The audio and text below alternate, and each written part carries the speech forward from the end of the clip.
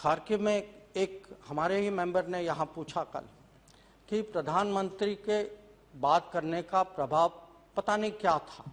मैं उनको ये बता सकता हूँ कि मैं उस कमरे में था, उनके साथ था उस समय जब उन्होंने खार्किव में पुतिन साहब के साथ जो मुद्दा उठाया और कहा कि हमारे स्टूडेंट्स हैं वो डेंजर में हैं, फायरिंग हो रही है। तो उस बातचीत के कारण हमें उतना समय मिला कि हमारे स्टूडेंट्स जो हैं खार्किव छोड़ के एक सेफ जोन जो रशियंस ने हमें बताया कि अगर आप उस जगह जाएंगे उस जगह फायरिंग नहीं होगी। और सुमी में उन्होंने दोनों से, क्योंकि हमने लोगों को निकालने की कोशिश की, फायरिंग हुई। एक टाइम तो स्टूडेंट बस में बैठ भी गए थे, हम निकलने वाले थे और फायरिंग फिर से शुरू।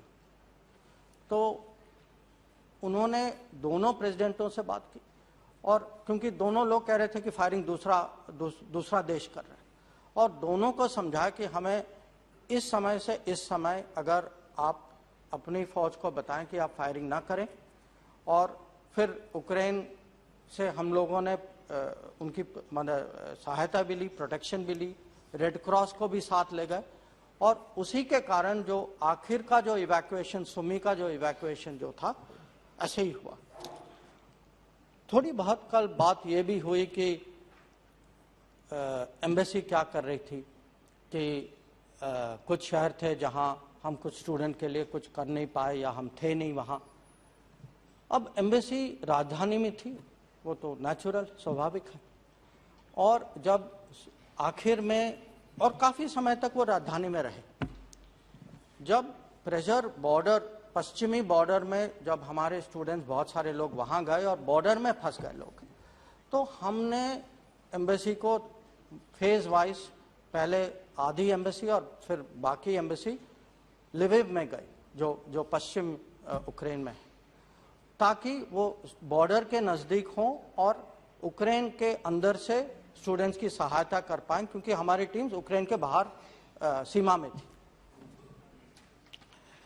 जो ईस्टर्न सिटीज, पश्चिमी शहर जैसे खार्किव या सुमी में लोग जो फंसे थे, वहां हम लोग उनके साथ हमने कांटेक्ट बना के रखा और उनको जो निकालने की सहायता, उस पर थोड़ी सी कल चर्चा हुई। मैं स्टूडेंटों से क्रेडिट लेना नहीं चाहता, क्योंकि उन्होंने जो झेला है उसके लिए तो मेरे पास शब्द ही नहीं। पर यह सत्य है कि ज़्यादातर लोग जो वहाँ से निकले वो ट्रेन में निकले, और वो ट्रेन इसीलिए स्पेशल ट्रेन चलाए गए क्योंकि हम लोगों ने यूक्रेन सरकार पे दबाव डाला और कहा कि हमारे स्टूडेंट हैं वहाँ, तो आप जब तक वो निकलेंगे आप प्लीज़ ट्रेन चलाते जाइए। और उसके कारण, और जो बसेस हैं कुछ लोगों ने अपना लिया, कुछ लोगों कंट्रैक्टर ने दिया, कुछ बसेस के लिए हम लोगों ने उसकी जो व्यवस्था जो की। तो मैं ये नहीं चाहूँगा कि अब ऑपरेशन गंगा हो चुका है, हमारे स्टूडेंट आ चुके हैं। मुझे लगता है कि इस समय हमें सोचना चाहिए कि हम लोग जो हैं साथ मिलकर हमने क्या किया, कैसे किया। मैं मानता हूं कि इसमें कुछ लेसन्स भी हैं, और जब भी हम कोई भी ऑपरेशन करते हैं, तो ऑपरेशन राहत किया या संकट मोचन किया, हमारे मिनिस्ट्री में एक परंपरा है कि जो भी इवैक्यूएशन ऑपरेशन करते हैं उसकी स्टडी होती है, उसकी जो वहाँ से जो हमें सीखना चाहिए वो हम सीखते हैं।